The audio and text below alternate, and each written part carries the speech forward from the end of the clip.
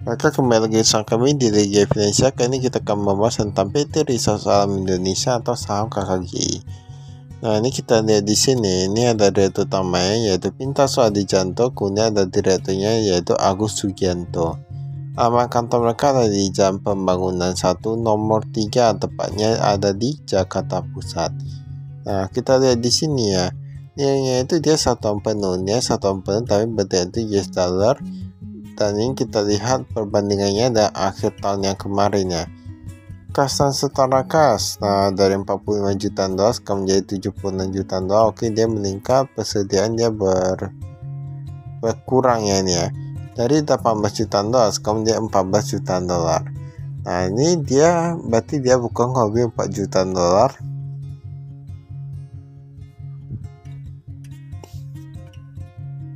Kemudian kita lihat total aset lancarnya, dia sedikit meningkat ya, ini cukup bagus kalau menurut kami. Aset lancarnya sedikit meningkat. Kemudian kita lihat aset yang tidak lancar atau aset tetap. Nah, aset tetapnya ini meningkat juga, ini tambah juga bagus, dari 200 jutaan dolar sekarang menjadi 223 jutaan dolar. Nah, ini peningkatan asetnya ya. Tapi kita nggak tahu itu karena peningkatan hutang atau gimana.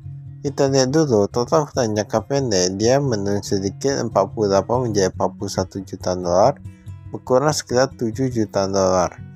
Nah, ini cukup bagus menurut kami. Total hutangnya dari 61 jutaan dolar sekarang menjadi 54 jutaan dolar. Nah, ini jika kita lihat di sini berarti dia berkurang sekitar 5 jutaan dolar ya, 5 sampai 6 jutaan dolar. Sedangkan ekuitasnya kita lihat, ekuitasnya ini tambah dia meningkat, bahkan dia meningkat pesat ya, dia meningkat pesat sekitar 20-an juta dolar ya. Masih oke sih menurut penerusan ini. Jika dilihat dari pendapatannya, dia meningkat sekitar 20-an jutaan dolar. Laba kotornya ini tinggi sekali, tapi kalau kita lihat di sini, ini beban umum, beban penjual semua meningkat cukup drastis ya. Semua meningkat cukup drastis. Dia ada beberapa hal yang memang kerugian, ada juga yang menguntungkan. Pokoknya intinya labanya dari 27 jutaan dolar sekarang menjadi 37 jutaan dolar. Nah, ini peningkatan yang cukup oke. Tapi kalau kita lihat dari persediaan, berarti dia artinya labanya begitu banyak sih. Paling 6 jutaan dolar kalau dikurangi dan persediaan, ini pembangkas kepada pemasok. Nah, ini bahkan berkurang ya, dari 176 jadi 167, berarti kalau lebih sekitar 9 jutaan dolar. Nah, sekurang lebih anggap saja sekitar 9 jutaan dolar ya. Jika dikurangi dengan laba yang tadi, nah berarti kita tahu sendiri sebenarnya mereka gak gitu banyak mencetak keuntungan ya. Jika kita dilihat dari labanya, karena kalau mau kita bilang mengapa bisa begitu, yang tadi yang persediaan itu yang dia perbandingan dengan nih akhir tahun, tapi sekarang untuk yang penjualan, laba dan lain gitu dari kuartal sebelumnya ya, jadi ini bisa dijadikan perbandingan.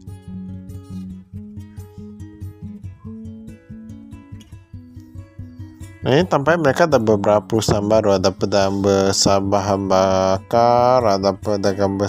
bakar, pengadaan tenaga listrik. Nah, ini bisa kita lihat ya. Ini pengadaan tenaga sini cukup banyak nih. Soalnya mereka juga kemarin kan kita pernah lihat mereka memang ada beberapa perusahaan pengadaan tenaga listrik. Kita lihat apakah kinerja sekarang semakin baik atau enggak. Karena kemarin kuartal kedua kayaknya juga pernah bahas ya.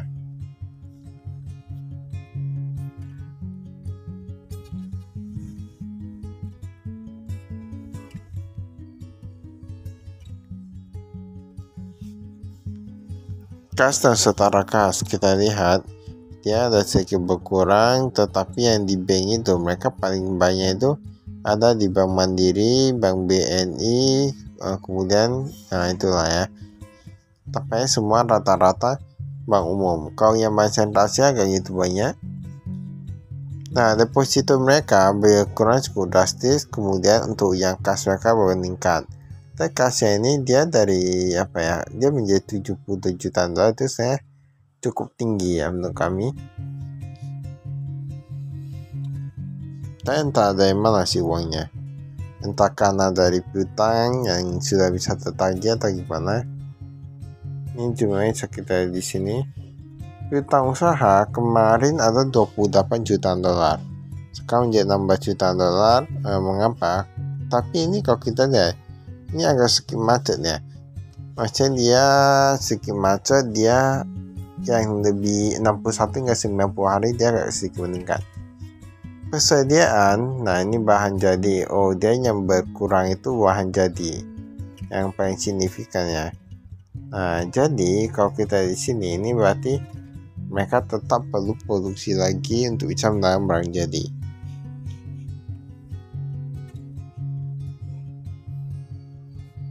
Jadi beda ya, misalnya kalau persediaannya itu bahan baku, persediaan bahan jadi.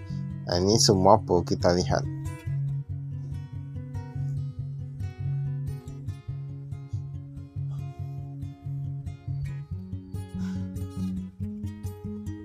Ini uang muka investasi.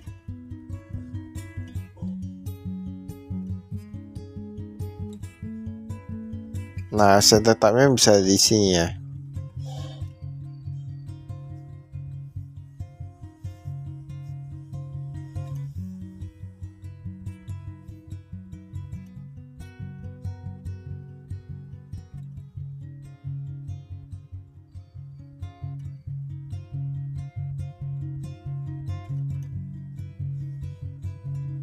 Ini aset tetap lanjutan.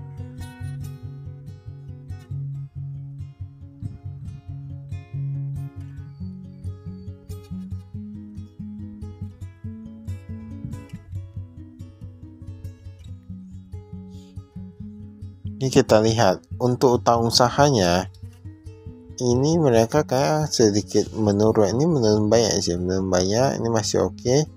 Utang usaha bahkan menurun banyak. Nah, kalau kita lihat di sini utang usaha menurun banyak. Kemudian mereka bisa mengatasi beberapa liabilitasnya dan lain-lain. Ini cukup bagus. Kemudian kasnya juga jumbo ya ini ya, kalau mau kita bilang.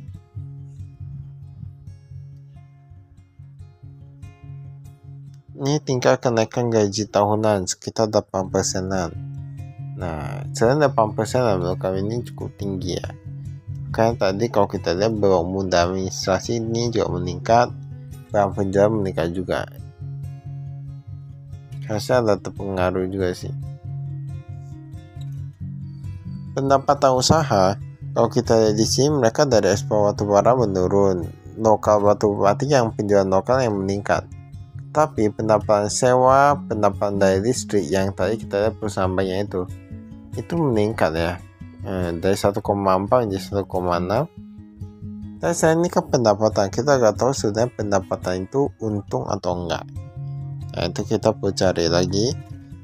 Di sini mereka tampaknya yang paling banyak mereka ke Cina seperti kemarin ya, yang paling melonjak yang ke Cina, sedangkan beberapa negara lainnya itu berkurang cukup drastis.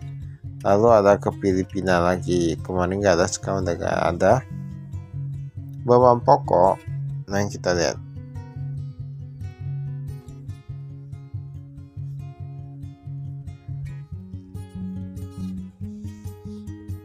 Ini bahan penjualan.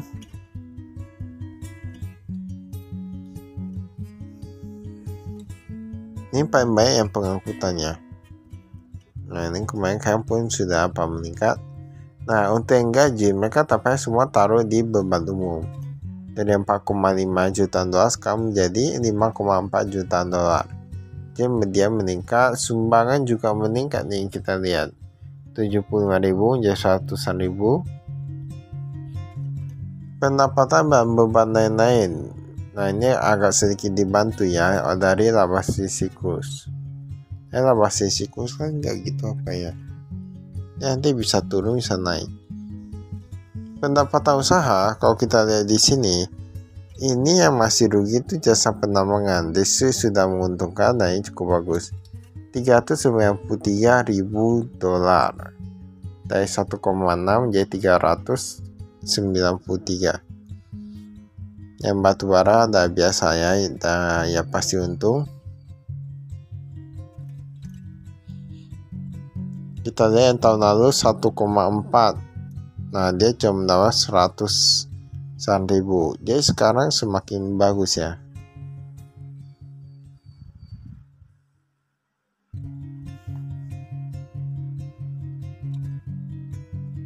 Maka itu saya ada kali ini, sekian edukasi saya frustasi.